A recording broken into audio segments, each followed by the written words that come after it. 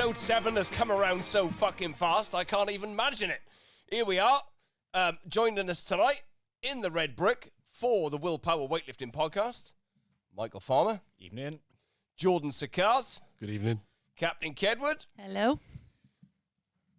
So tonight we've got I've got a full diary of shit to fucking get through. We're going to go through training. We're going to start with you, Mike. How's your training been? Yeah, wicked. Oh, wicked. Really Oh, go on. We'll start with tonight, probably. We'll work Do backwards. it. So tonight I snatched doubled 120. Snatch doubled 120. Yeah, that's a bit as a marker, I feel. We've been chasing that for a long time. Wait. I don't want to interrupt. Well, I am. Right. You say we've been chasing it for, we've only ever tried it once. Yeah, tried it once. And it succeeded. Chasing it for about 4 minutes, really.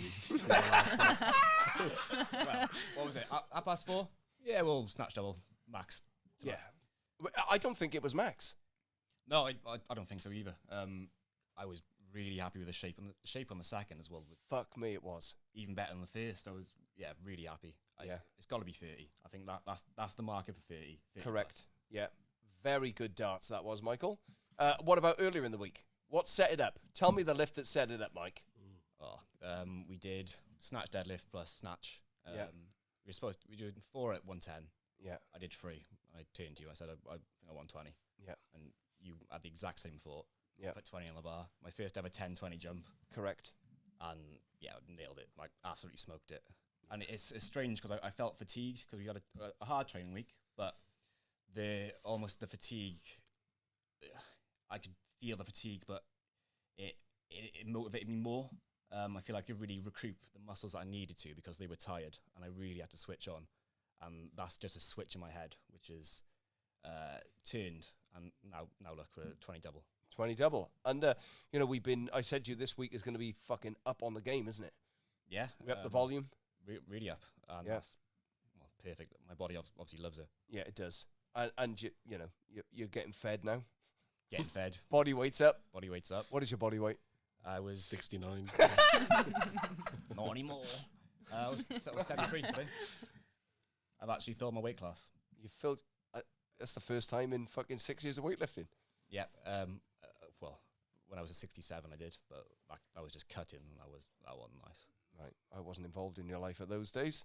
Geordie, how's your training? Very good, yeah. So we've started our first week of properly weightlifting after probably 5 weeks of rehab after the British. Tell the viewers. So basically, going into the British, realised that we actually had a partial tear in the tendon, in the patella tendon. But that's actually healed itself since doing the rehab with Radu. Thanks, Radu. Thank you, Radu. I can't thank you enough. So yeah, we've been doing a lot of barefoot stuff and a lot of feet integrity work and things like that, and it's starting to pay off.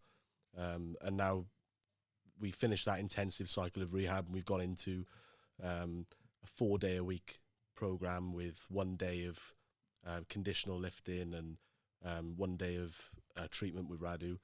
And I'd say we've gone for a conservative week just to gauge what the body is capable of. And this week has told us that the body is recovering extremely well. It's the first time in years that I've got to a Wednesday session and my knees have felt better than the Monday. So we're now at a place where we know where we're at. We know the body's capable of some serious weightlifting again. And there's no signs of fatigue on the knees or struggle on the knees that will bleed into the quality of weightlifting. So yeah, it's fucking exciting. I don't know what my body's capable of right now, but it's a lot more than we've expressed this week. Main difference is the balance and the fact that you're now able to push through the quadriceps and hold positions.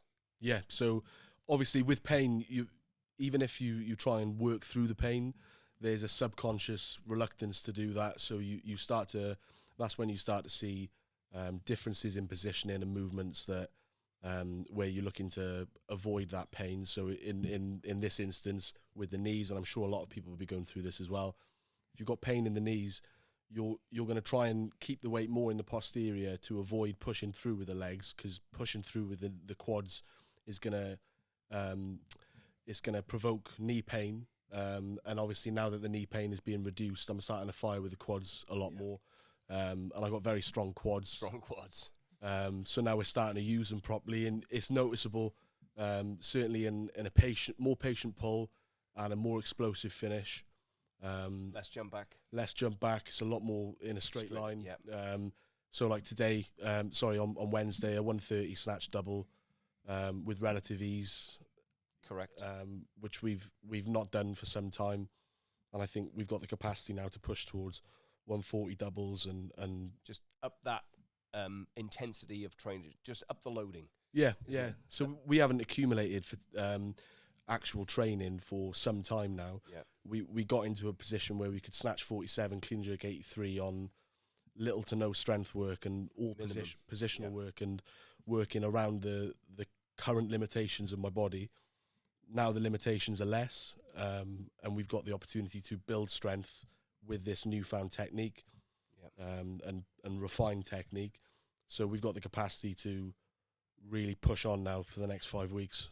And I think that is something that, as a 10-year weightlifter, you will have the residue of the sport, within your body, and you have to then seek the knowledge and guidance of experts like Radu to help your body to the next year or so. Well, year for you because it's the Commonwealth Games, and express your potential, which is what I feel is you're able to do now. Is I'm seeing what is in my mind's eye, and I'm not seeing the limitations of your body telling you can't do something, and so we don't fall off any cliffs. Yeah, absolutely. So you just look at yourself as an athlete and what is actually preventing you from performing at your best, and then you address them with the people most qualified to do so, in order to maximize your potential with your weightlifting coach. So it's certainly been something that we've not done before for a great period of time. Now we've actually done a long stint of rehab and addressing movement patterns and pain and things that have been holding me back. And you've got to take that backward step and start from fresh, and then you'll start to see a kick on again. Captain, how's your training? I've had a couple of weeks off and just had fun with the deload, but my favourite type of training. Lots of volume. All the complexes, and it's been lovely this last 2 weeks. Very good. How's your body? It's good, yeah. Again, Radu. Yeah. Thanks, Radu. Looking after a few of us. Sorting my legs out, and it's felt really good the last. Pain is low? There's none. No pain? No. You will have heard it, Captain, before talking about how much discomfort she was in before the competition. Last time it was high, and now it's low. It's low. Right. And what does that do for you when you approach training? It makes me feel more confident with it, definitely. Right. As it would do. So we've had a busy time here at the Willpower Viewer. We've run a couple of competitions. The last competition was the Parabellum Cup, and that was a competition from the Army, Air Force and Navy versus the Willpower. And it was a Sinclair event whereby we had, whatever it was, let's say 40 lifters, 20 from the combined services and 20 from Willpower. And we accumulated all of the Sinclair points, and then whoever got the most Sinclair points won the cup, called the Parabellum Cup. And they fucking won. By one snatch. And Fuck. Sinclair points, 132.7. Joe Walton's here, sat in the wings. He's got his arms crossed, defensive. Joe, what was your opening snatch? 135. That would have won the fucking cup. Anyway, let's move on from that. We had the Willpower open, didn't we? Where we had 80 lifters in a couple of days. That was about 7 weeks ago, something like that. That was a fucking great event. Amazing weekend. Very, very good weekend. Lots of people lifting really well. I was saying, I think, to Nicholas earlier, it's almost like everyone who's fit, who's not recovering from something, has hit new levels of training. And, viewer, we've got plenty in the stable. So there's 30-something lifters who've all hit personal records at some point. Michael, of note, what do you remember from that competition? You were on the officials' desk. Yeah. For me, I think it was Liam and Garen. Yeah, They really put a shift in. they put shifts in. Yeah, What did Garen hit? He hit 101, 120. right. That was at the Parabellum Cup. You're getting the comps mixed up. But it doesn't matter. Those two boys have fucking come good fruit, haven't they? Oh yeah. There are a couple of plum trees that are offering a lot of plums. Liam's come out of nowhere. Past 6 months, he's really grown.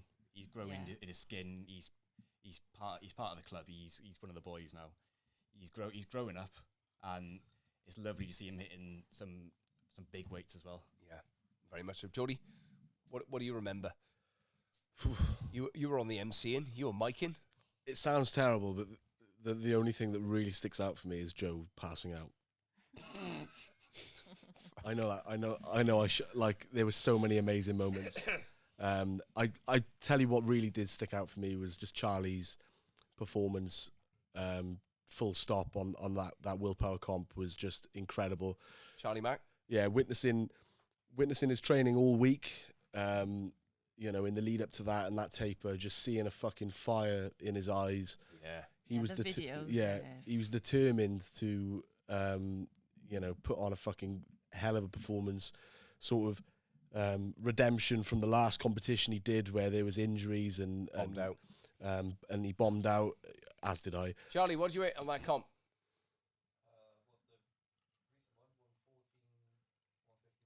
1451. Yeah, fucking numbers. And I mean, the one before that was 95, 98. Yeah, and then bombed on 30 odd. So it's 98 splat. You know, and it's, I mean, to 150 for anyone is a fucking massive moment in a weightlifter's journey. Correct. To hit it on the big stage in front of all of your team in a competition is just, it's so impressive. It was brilliant. There were so many moments like that, weren't there? Yeah. Yeah. Beth hit a 95 kilo clean and jerk and fucking, it was fire and brimstone the whole way. Yeah. Captain, what do you remember from that competition? Which one now? The Willpower Open, Willpower one. where you lifted. Yeah. What did you lift? 73, wasn't it? Yeah, 73. Was it 73? No, 71, and I went for 74 and I missed it. Oh, fucking hell. Yeah, that, well, And then the clean and jerks, I didn't make the clean, did I? Didn't give you a heart you gave attack. me a bloody heart attack is what you did. Yeah, and then I made it, so it's fine. But again, that would tell us something about your physical state, wasn't it? Yeah. That, you know, prior to that competition, we told the viewers before that you were, you know, as we just said earlier, you were managing the pains and you weren't able to squat. And so you're going to feel your clean and jerks at that point, but your snatches were fucking firing. Yeah, there was a lot of pass outs, wasn't there? It was, That's all I remember. And People you know what, passing out. you know what I'm like that.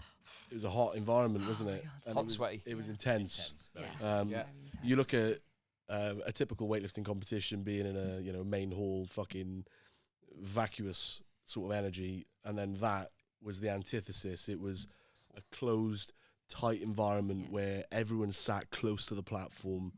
The music was fucking pumping. The energy is just palpable.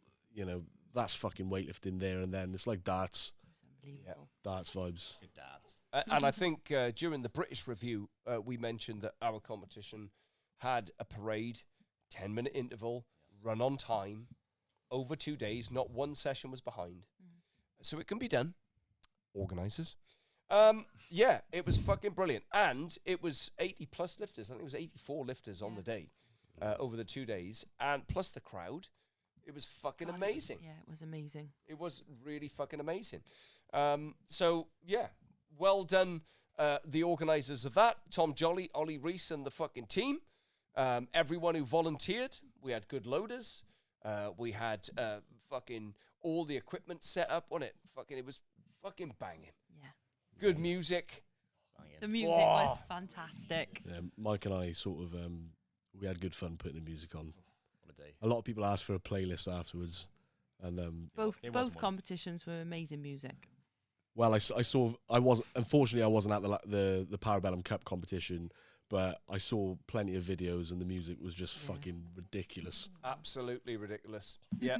Well, I was gonna put this in later, but I've got music revisited on me notes. Right. So, For fuck's sake. I know where this is going. hold on. A little while ago, I can't remember it may be in episode 1, where we discussed training music. Yeah, we did. And I think, Mike, you said something like, you play house music or whatever it was. And I'm not a fan. Yeah. Now, at the Willpower comp, at the after party. Which part? The afters. In the after party, I got on my pants, viewer, right? And I stood on a fucking table, and for about 4 hours, I danced in me pants in a fucking raging sweat to all that music you were playing. What is it, Mike? It was house music, and then Techno. as the night I would say progressed, it went to techno, Yeah. and it got pretty heavy. Charlie, what I say to you?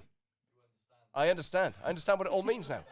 Right? I couldn't get it before, viewer. You were there. I was fucking in it. You were there. And before that, it was an interruptive vibration that was oscillating me, as I've told you before, and just taking my concentration away from the lifts. Now, I'm like a fucking revisionist. Yeah. I've been... Now you ask for them. I've put it on, I say. You looked at one of the boys, I think, in the last one and said, the fucking drop on this is unbelievable. And we all had to sort of look at each other and say, Did this what happen? have you done to my uncle? Just go with it. Right. Yeah. So the music, like tonight, there was no Willpower Classic playlist. No. It was Big Friday. There was, what was it tonight? House and tech. House and Tech. There you go. And adverts. And What adverts? Yeah, I'm going to bring that up because Who's got the adverts? basically, all right. Mike went down the SoundCloud route because there are a few different avenues you can go down with music. Brilliant songs, but he haven't paid for the premium. So Wait. I've got Spotify. Why aren't we using that? These songs, Yeah. I thought I'd set a different tone today. It was slightly What's that got to do different. with adverts? I'm We paying actually- for fucking no adverts. We had to use a different platform. Well, why aren't I paying for that fucking platform? you know, 'cause We some can of do. us wanted to know the I prices of don't want. Grammarly. I do not want adverts in my fucking gymnasium. Right, well, we can fix that. So fix it. Right. Okay. So I thought I'd revisit music. Hang on. Just I'm doing two things at once here. We're going to make a call in a second. Because, as I said before, I'm not dogmatic. I like to be adaptable. And when you dance in your pants, viewer, for fucking 4 hours straight, sweating like fuck, things can change. Right. We're going to call Stonehewer. Oh, Raz. Yeah, because we've said before, we're doing medieval minutes, right? Hang on, he's ringing. Now, I did a sound check with Stonehewer earlier. Sounded like he was in his fucking carsy. Has he gone to bed? Stonehewer? Hello. Hello? Hello. He's on the blog, isn't What? How's that? Can you hear me? We can hear you, Stonehewer. Where are you? Where am I? Yeah, where are you? What, in the UK, you mean? Or Well, are you in your fucking house? Where are you? yeah, I'm in the dining room. You're in the dining room. Is it a tiled floor? No, it's full of stuff as well. Why is it echoey? Whoa, fucking hell, Stonehewer. It's got a lot of fucking reverb on it. Natural reverb. Oh, okay. Don't worry about that. You can't do anything about that. We're going to fucking run with it. This is fucking live broadcast. Right, Right, Stonehewer. here we go. Now, we just spoke about the Willpower competition that you ventured down from the north somewhere Yeah. with your very well shaped moustache, and you lifted. Tell us how you lifted. Yeah. You know, leading up to the competition, it wasn't the best cycle. I'd had a root canal the week before, and the week before that I'd had COVID. So training was on the rocks, so to speak. Give us some good managed to news, pull it for together. fuck's sake. Tell us how you lifted. Yeah. Oh, it lifted well. It was fantastic. Great. I'll tell you what, the energy, yeah, it was brilliant. So, that's the first time you've made a trip to Willpower? Yeah. What were your thoughts? Oh, I loved it. I think the energy is fantastic. I think everyone was very friendly, very teamly to each other as well. When someone lifted, everyone shouted. You know, I thought it was brilliant. Yeah. Did you hit a competition PB? Yes. It has been a while since I've lifted on the platform, but it was a PB on the snatch and the clean and jerk, and I guess in the total as well. Well, it would be, wouldn't it? Fucking hell! So you had a full house. Yeah, it was a good day. It really was. What a great Weekend. day, and a great weekend, and a great bunch of lads as well to boot. So Stonehewer, last podcast, episode 6, I said to the world, or the 50 people who listen to this, that you're going to do a segue called Medieval Minutes. Are you ready? I'm ready when you are. Right, after the fucking music stops. Who's got a phone? Wait. We need a minute's fucking timer. I got it. Oh, hang on. Wait. No, Jordy's got his fucking Rolex out. Best pre-owned dealer in the UK as well. He watches a whale. I'm not sure it's got a chronograph on it, is it, George? Keep it terrible time. Hasn't got a minute. Sorry, Stonehewer. Right, the captain's going to do a minute for you. Here we go. And she's got the minute ready. So when the music stops, Stonehewer, you give us a minute's worth of medieval myth or fact. Go, Nick. All right, let's go.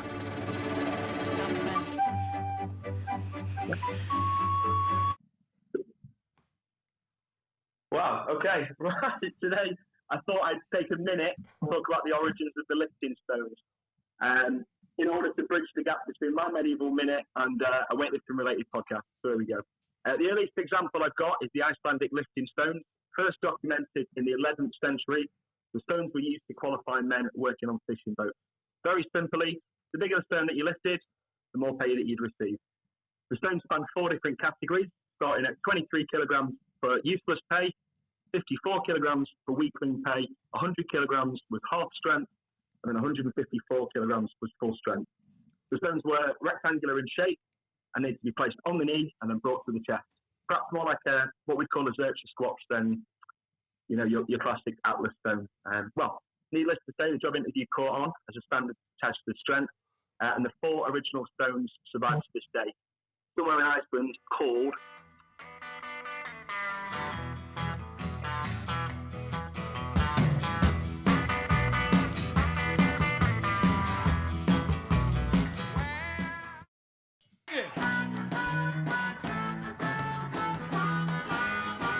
And we're back. Right, well, thanks to Stonehewer for the medieval minutes. Michael. Yeah. You said to me this week we got a fucking new sponsor. Yeah, we got Big Dog Coffee. Big Dog Coffee. Yeah. Right, okay. Tell me the story, Mike. What's happened? So Big Dog would like to be a bit more of a permanent sponsor. So we're going to shout out Big Dog. And hopefully in return, we're going to get some coffee and some discounted coffee for the members. Right. Is there going to be a code? There might be a code. I think it was a bit misconstrued, the code. Right. So we have an internal code. An internal our code. lovely members. Right. Which is very kind of Big Dog. So you've got to be a member of Willpower to have that code. I like that. Yeah. Potentially, there could be a public code if there's demand. Right. Supply Okay. and demand. That's the business. So we got an internal code, but viewer, as yet, we're waiting for the public code. Stay informed. Right. So that's the sponsorship thing. We may as well do the crypto. Go for it, George. How's crypto? Flying. What's flying? Well, we're back at, we're doing well, aren't we, Nick? So I think you said it was about $3. Nick? $3 last time we spoke. It's up to like $10, $11 now. Right. Are you selling? Fuck no, I'm fucking old. Holding. Oh, he's in for the long game. So the upper, I mean, it got to $29. Orion Protocol we're talking about now, isn't it? Orion Protocol, ORN. I mean, honestly, no limits on this one. No limits. There's no limits on anything. Everything's got potential, George. Orion Protocol to the moon. To the moon. That's where it's going. That's where fucking Jeff Bezos went the other day, wasn't it? He just in his cock machine. Into the sky. Right, okay. Mike, how's fucking Padano going, or whatever it's called? It's going really well. Yeah. But I will say, Yep, say it. I sold out. He sold. Fuck, you didn't hold. He sold on the dip. No. He sold on the day. No, listen. It What was does that a mean? good I idea. don't know what it means. He sold when it was on his ass, basically, and now it's gone Well, up. it was not at the bottom. When it was going down, I sold. Yeah, you Panic. got out. A panic sell. I panicked. I think Did you make any money? though. Yeah. Yeah. Good. All right. So where's it now? Up. In my bank. No. no, Where's the price of your fucking old crypto share? Where's it at, Nick? Oh, we have Right, to fill time. Sorry. Tiberius, the producer, is... $2.49. $49. What did you sell? What did you sell at? I don't remember. One. Yes, you do, you lying fucker. Everyone remembers what they fucking sell at. I don't know. It was more. What I bought. Was not more than that. All right. He sold for a little bit less than that, viewers. All right. Okay. I didn't even check... what was it, my one? Shanghai Shack? Fucking, what was it called? Sushi coin. Whatever it was called. Fucking It's like- sushi it's- bait. Who fucking knows? Typical that you know the numbers when it's on his ass. And when it's on his when it's at his I didn't even check my own. Right. Now, I've put this in. Whoa. What's that? What are I you doing have to a me? segue. Fucking hell. This is a banger. I fucking love surprises, me. Fucking love surprises. Right. Oh dear. Right. Okay. Shit. Right. So, Shit. Mikey Farmer. don't know if you remember, quite a while ago, we used to. Yeah, Nick, this is going a little bit different, but whatever. Fuck. Do it, Mike. Do it. We had a men's rankings board. We did. We still do. We still do. It's become less apparent now for a certain reason. Oh, wow. I know where this is going. Now, back in the day, it was Shovel made it, very Mike. apparent that this man next to me was number one, and everyone else was below this man. Right. Now, we went to the British champs. We agreed. We said, hey, George, we'll go head to head. We'll see who's number one after this. Fucking hell, needle. We went to the British, and I won. You did win the internal comp. Yeah, well, me and Joel, that's all that matters, really. Yeah. No Sinclairs in the jungle, but that's all I'm saying. Right. Michael, Yeah. the Willpower men's rankings list, or the rankings list, because there's a female one as well, Yes. is done by Sinclair, correct? Correct. Right. So you are saying that you are now the Victor Dudorium, the champion of men. Yeah. Right. And Geordie is not. Yeah. Geordie, what do you say? I lift more than Mike. Weren't Way you more talking... than Mike. Were you not recalculating things on a different scorecard? Robbie points a bit more current. He had to go there. He had to try. Hey, I didn't have to go there. Fucking IWF went there, son. Look, we ain't. You look. You're looking at the past, boy, right? Sinclair points. That's yesterday's news. Yeah. Right. Pull up the Robbie points. He's probably done me on the Robbie points as well. But until we know, we'll know next time. Yeah. Look, all I'm saying is, yeah, hats off to him. He's out Sinclaired me. We all know that the Sinclair isn't entirely relative, but I mean, irrespective, well done, Mike. That does not sound like a good loser, does it? I'm a sore loser. Right. That's what it's our makeup. Yeah, that's good. It's competition, internal competition. Michael, congratulations. You're number one ranked Thank you. on the hit parade of the Sinclair fucking blah blah on the Willpower rankings. That's all I ever wanted. Great. I hope not, Mike. I fucking hope it's Olympic That's goals. not true. No, right. Take your boots off, put them on the edge of the platform, walk away. Right. Is that it? Yeah, I'll do. That'll do. Right. Thank you, Mike. Fucking hell. You had your own music as well. That was Eagles. It's good. Yeah. Good tune. I've put this in. Coach-athlete relationships. Right. Captain, what is it about our relationship that matters to you? Communication Right. is a big one. Do we communicate? Yeah, I think we do. Yeah. I think it's a little bit different when you're injured or there's something wrong. It sort of parts a little bit. But When you say it parts a little bit, what, you go, Well, you go a bit quiet? right. Yeah. And Yeah. you do. You just nod Right. and let me do what I want to do. All right. Nodding. Okay. Should we investigate that a little further? Yeah, we should. Yeah. How's your energy when you're in those places? I just like to be on my own, don't I? It's sort of brittle. Anyone know about? Do you know what nougat is? It's like a very sweet, delicious snack. Yeah, but you have to break it with a hammer, Yes. right? because it's brittle. Me. Yes, and in that energy, you can be like, if it's struck wrong, you can then strike out. Right. True. Like bowling. Well, yeah. So when you're in, how can I put it, some sort of discomfort, I'm very aware that I should stand my distance. Okay. So that is my understanding of you as an athlete. And then when you're back in flow, we're fucking back in coordination. Yeah. We have a very open, communicative relationship, do we Yeah, not? very, very much so. Yeah, I would suggest we do. We're also friends outside of the gym. Very good.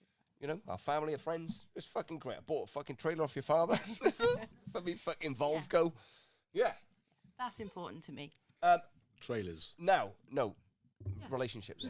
Oh yeah, I'm fucking spending coin. He don't take Bitcoin, does he? And Now I need a plan. you do. I'm very aware that when I feel like that, I don't have a plan, and Yeah, it's and that I don't like that. well. Okay, somebody said to me, I think it was Charlie Stone, asked me the difference between programming daily, weekly, and then monthly, because I'm back on the ledgers. Everyone. I'm really happy about that. All right. So are other people. So I'm back on my ledgers, which my ledgers, viewer, if you don't know, are... Mike, grab a ledger so you can put it in the camera. My ledgers are literally ledgers. Nick, go to camera 2. It's the wrong way around, isn't it? No, it's the right way around. Right, okay. No. That's not a ledger that I fucking... Just show my fucking program, Show the Mike. book. Get a program. Joe, give it to me. Give it to me. Right. It's like QVC, innit? Right. So, in here somewhere... No. We don't have one. Right, we do have one. Yeah, we do. You got the camera on me? So in here, Here you go. Just pass things. Pass things over. fucking hell, what was that? That just fucking went. Who's that? Whose is that? Gary's. Great. There we are. Fucking check it over. I did call Gary, but he's You need mine. he's Mine's out. got tractors on the top. He's got tractors. Yeah. Sarah Tractor. That's what I call her. Yeah. Where have these fucking boys gone now? Get the Anyway, fucking ledgers. Right. So this is a ledger, and I don't know what camera I'm in. Right, but you can see there's lots of beautiful writing that I create early in the morning. And this is the way I program for many, many months and years. There we are. Something's going on. Lovely. Anyway, and I shelved that off because we're busy. What's happened? And I put it... Someone's outside. All right, we'll just pause here.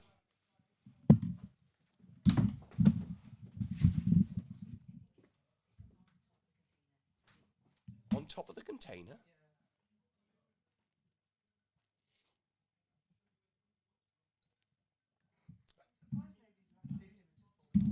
What the fuck? This is interesting. Captain, roll us a fact. Yeah. Chuck us it back in.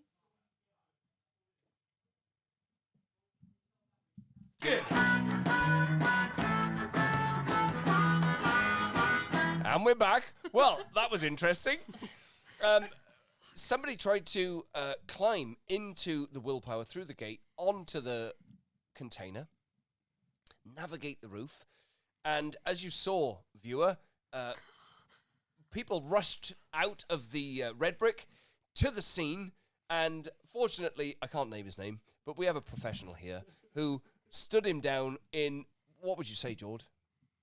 Oh, it was incredibly professional and sophisticated. Yeah. Far better than any of us. would have had in that situation. The weightlifters that went out there wanted to rip that fucker apart, and the professional stood him down in a professional manner. So, getting back to where I was, which was basically talking about the ledgers, and Captain said she's very happy that we're back on ledgers. Very. So here is, are we on the camera? Yep, right. So here's a ledger. It's Gary Jackson's ledger, by the way. The enemy. Still. Thank you. And you can see my beautiful handwriting. And this is the way that I would program for the majority of the time here. And I think I was talking about, Charlie was asking me how I would program between daily, weekly, and monthly, or, cycle. Well, if I program for a daily, it's generally for somebody who is recovering and I don't know what their body's at, and I need a daily update to influence their training daily. So they may well be recovering from a knee strain or something, and I'm going to adapt their training in a daily way. So tell me how you recovered, and then I'll apply the appropriate, what I feel is appropriate for you the next day. In a weekly sense, we were doing weekly before the British, and we were pushing fucking hard, and it was, right, what can we do in a week that will accumulate for the competition? And that's the difference between the daily and the weekly. And then coming back to the cycles between the 3-week, 4-week cycles that I write in my ledgers, we're in that phase now where I can just write good 3 or 4 week cycles, depending on who it is and how I adapt to them. And that is the way I like to write those programs, because they flow from me. Do you feel better doing that?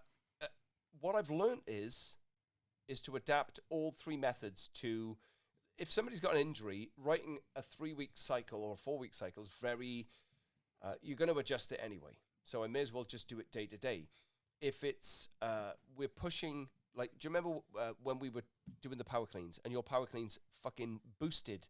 Like, if I'd have wrote the program in a ledger for 3 weeks and we'd stuck to the numbers, we would miss the opportunity of the weekly adjustments. Being constrained.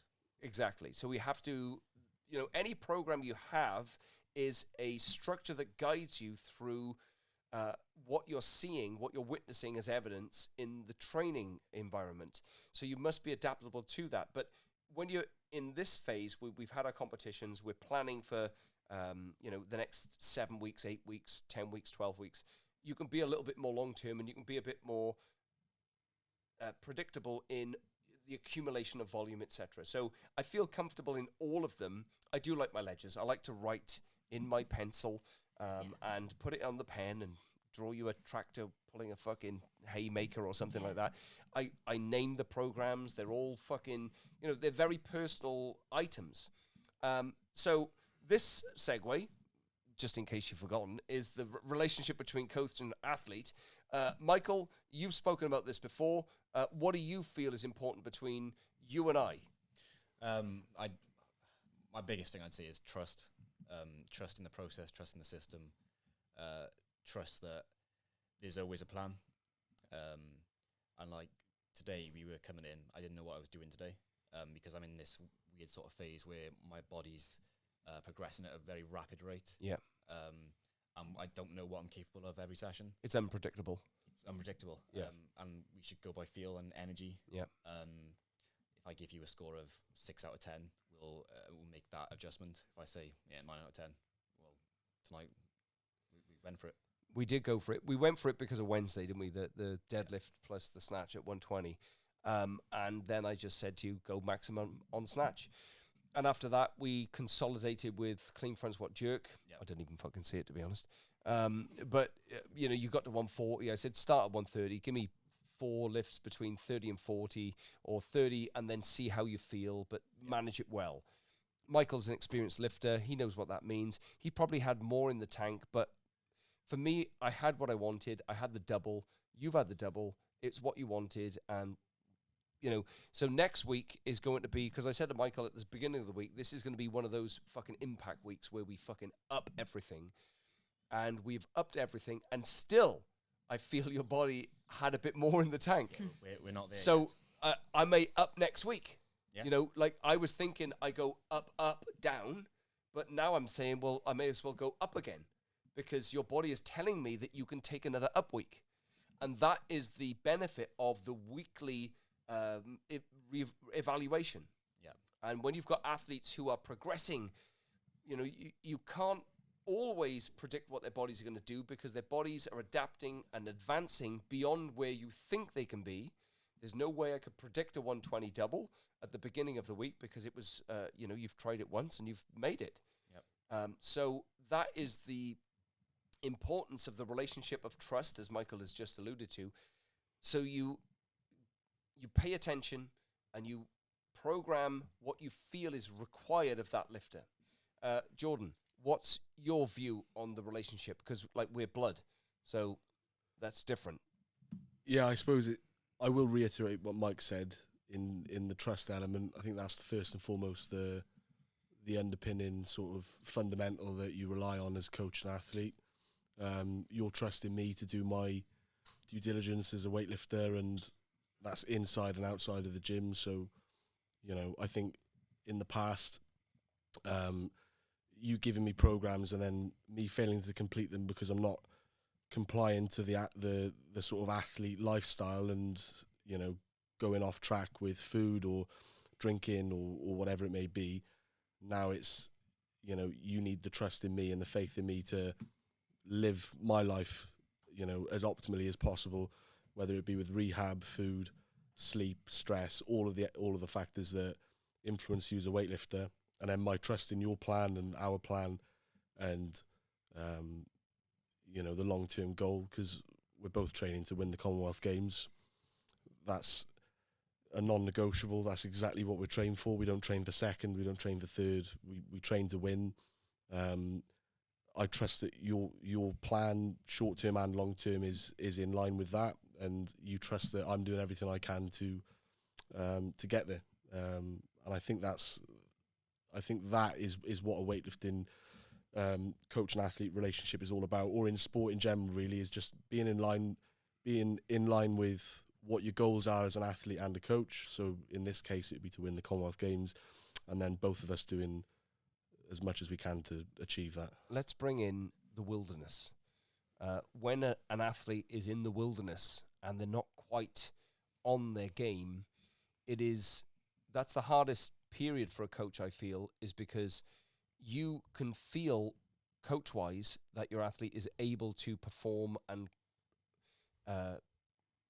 has the potential to exceed where they're at, and yet their life is in the wild, you know, and you've both experienced that. You know, Michael, you came off a period where you just had low motivation, and it was like, let's do the reps. Let's fucking get back. Let's get in the game. Let's fucking get the reps in. Let's get your body back into training and do the things that we know works well for your body. And for you, Geordie, you know, you've gone through certain undulations over the last 3 years, should we say, whatever the time frame is.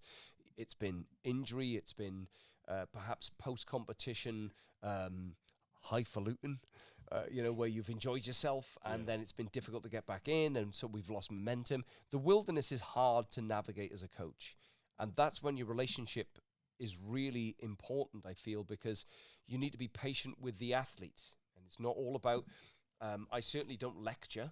I don't feel I do. Have I ever lectured you, George? No. No. Well, I have after a competition.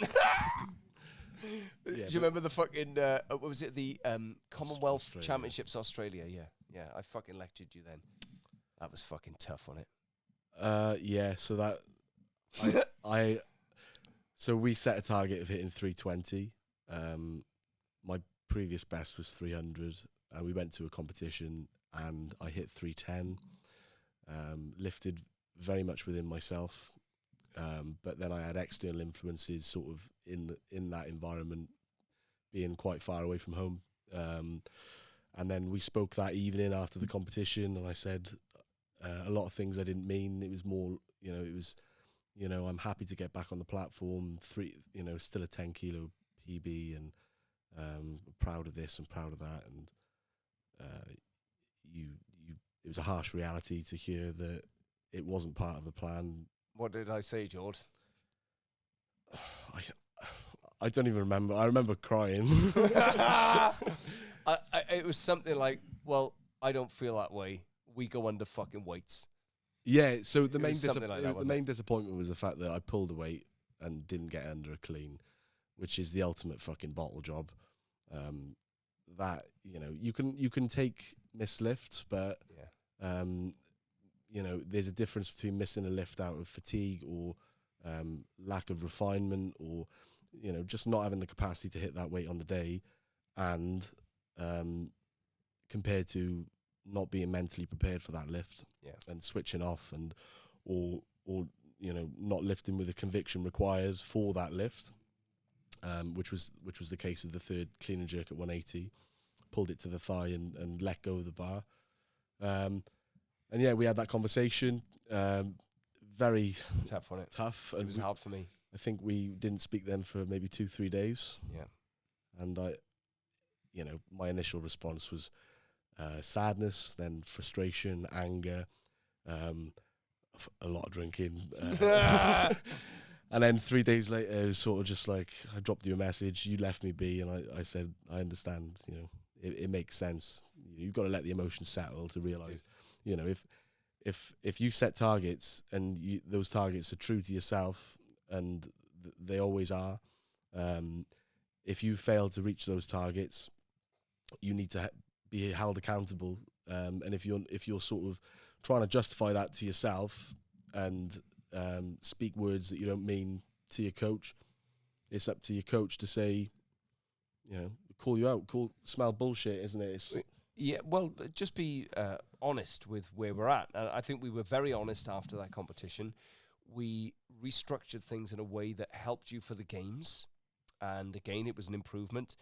And that's the way the relationship needs to be. It needs to be honest. It needs to be trust-based. And we need to know that we're all in it at the same ratio. We're equal in this partnership. It's a long journey. We're here for the long haul. And, when the athlete is in some sort of pain, as I feel you were at that point, it's for me to be honest to say, well, that's not the way we do things here.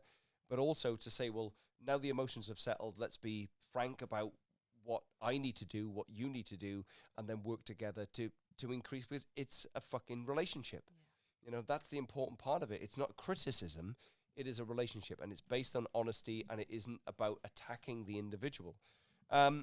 And when you can establish those relationships long-term, you get to fucking keep your athletes. If you can't, then they leave you and they go and fucking find another coach. Right. Brilliant segue. Thank you for all your input. Competition calendar. Well, we've got some actual competitions happening soon. I've written a few down. We've got the Welsh age groups on the 26th of September. Hang on. I'm going to ring Tom Jolly. I don't know is he up? Who knows? Let's fucking ring him. He might answer, but I'll speak Tom Jolly. Right, let's call him. I think my phone's still connected to the old Bluetooth. Let's see. Look, Tom's got a fucking gorilla on his... I think that's an irony. Yeah, it is. It's not ringing yet. So who knows where he is. I'll keep fucking talking. So we've got the Welsh age groups on the 26th of September. Can't make a WhatsApp call because you're not connected to the internet. Go fuck yourself, I'm connected. I'm fucking connected, sunshine.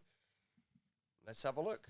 Right, I'll try and do this. Two things. We got the British age groups on the 27th of November. Then we got a virtual qualifying event at some stage before the Welsh seniors, which is on the 11th of December. And then we've got the British champs, 29th of January. Right, so... who have we got in the Welsh age groups? We have Liam 120. Liam? Yeah. Garin? I know Meg wants to compete. Yeah, as an under 23. Who? Fucking Llewellyn. Big Llew. Yeah. He wants to do it. Absolutely. Grace, I think's contemplating that. Right. A number of athletes doing the Welsh age groups. And then they can qualify the British age groups. Then we got the seniors, and we got to qualify. How many do we have trying to qualify for the Welsh seniors? Fuck knows, 20 odd probably. Got quite a few, haven't we? Trying to qualify for that. Before that date? Yeah, we do that before the 11th of December. And then we got the big one, which is the British champs on the 29th of January. And Tom's fucking AWOL. Sorry, Tom. Gonna dump him off. Right, okay. Not happening. Ring him on a normal line? Well, I'll try. You ain't going to get a signal in here, you. Don't know. Maybe it's that fucking freak who's just jumped over the thing. Well, I can't just fuck about like that. Then we got the big one, which is the British champs on the 29th of January. Boys, you've been selected for Great Britain at the in Finland at the European under-23s. Is that right? When does this come out? This podcast? When is it? September 1st. Yeah, yeah. All right. Is that secret, is it? Yeah. It's fuck. extremely confidential until then. We've had to tell our coach because you've got a plan for these things, do you? Fucking hell, I've landed a minute. Right, okay. Again. Lifting for GB again. It's been a long while. When was your last GB comp? 2019 Romania. Yeah, mine was 2018. It's been a Was it? Oh, wow. long time. Oh, yeah, Poland. Poland was the Right, last one. okay. So haven't You been. went to Poland? I went to Poland, fucking Yeah. hell, with fucking Twain. Hmm. Fucking the fucking Yeah. top sidler. He fucking sidled his way through fucking Polaki land. So Yeah. be a good opportunity to lift again. Like I said, it's been a long time. Oh, it's ringing. Long time coming. It's ringing. Let's see if he's up. Right. All right, Phil. We've just got fucking Tom Jolly. It's ringing. Will he answer? I don't think he'll answer. Oh. Fuck knows what Tom's doing. Is he competing tomorrow? Yeah. He's coaching Leah. All right, well, let's fucking wake him up. Fuck him. Leah's lifting on Sunday. It's 10 to 10 at the end of the day. All right, Probably having a wank. could be. Could be on his gorilla coitus. Not answering. Come on, Tom. Come on, Tom. Pick it up, Tom. Come on. Pick it Go up, on. Tom. Pick it up. Pick it up. Nah, Bin he's it. not going to pick it up.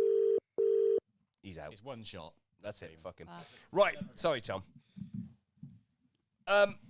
So we've got the Europeans in Finland, Finland. and that is now it's 6 weeks away, isn't it? Mhm. Yeah. About that. So, Mike, we've talked about your training. Your body is fucking starting to fucking sting right now. It's Yeah. like a fucking massive hornet Yeah, it's on it. putting the fucking sting on.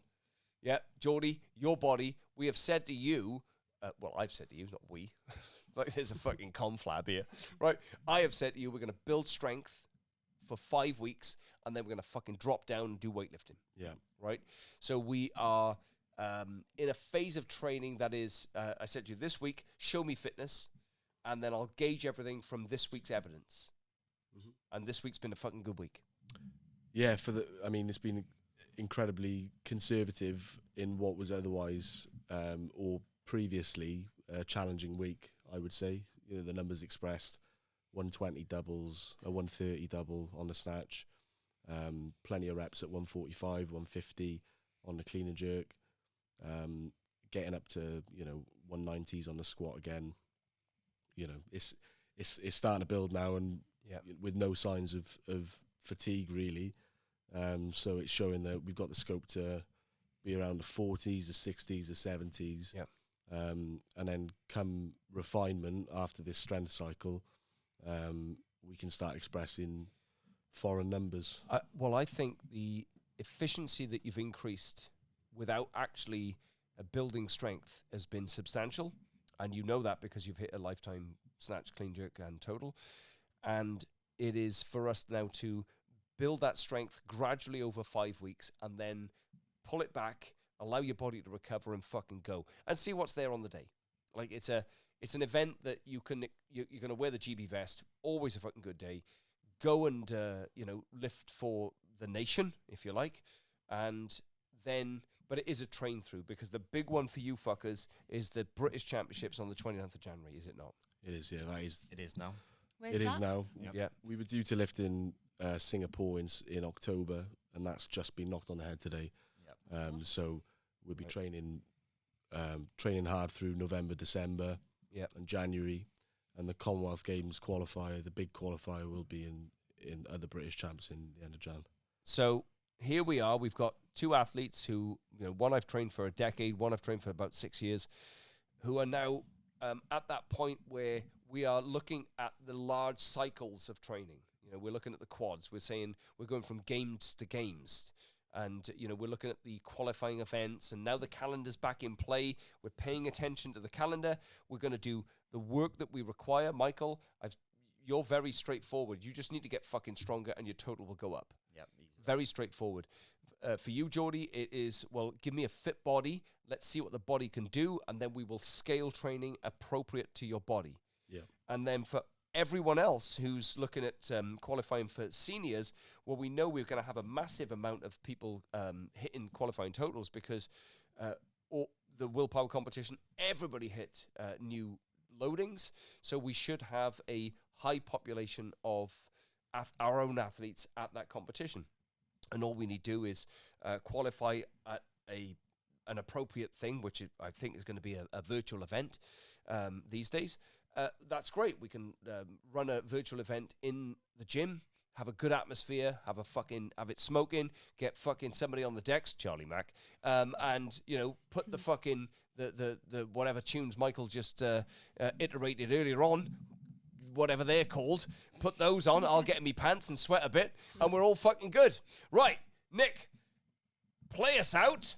That was a fucking great episode. Thanks to the fucking Joey that jumped on me container and just started to fucking climb. Thank you to the person that I can't name, who was an industry professional that handled the situation properly. Michael Farmer, thank you. Evening.